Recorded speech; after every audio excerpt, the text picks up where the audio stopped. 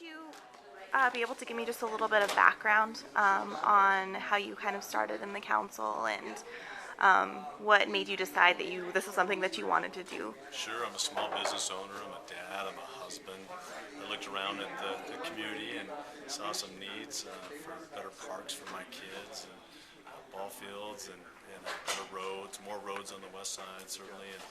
And I, like a lot of us, I complained about how things were being done and how we were not being represented well.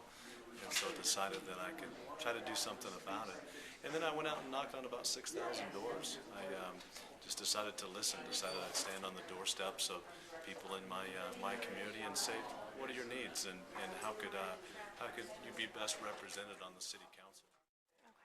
And how has your district changed since in the time that you've been in office?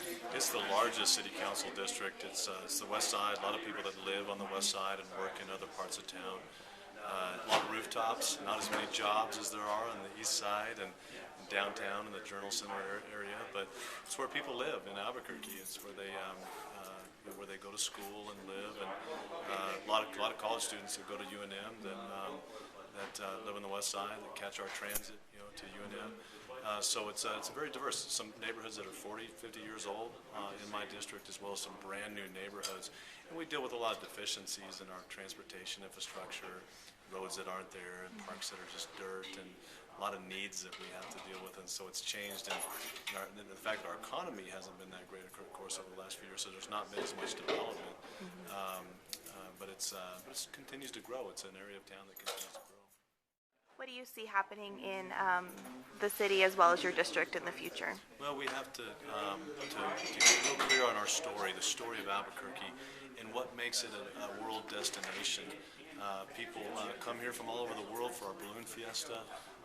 They come here for many great amenities and attractions, and we need to focus on what that story is, what makes Albuquerque great, and invest in those things. And I think that there are a variety, the Chemo Theater, our downtown city plaza.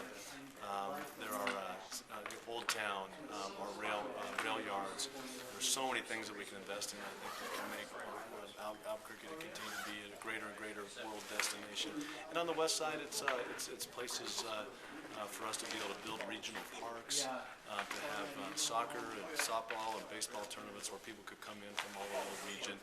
And right now our kids go to Bernalillo and Rio Rancho and other places, but on the west side we have great opportunities in the future for recreation. Okay, well thank you so much for your time. I appreciate it.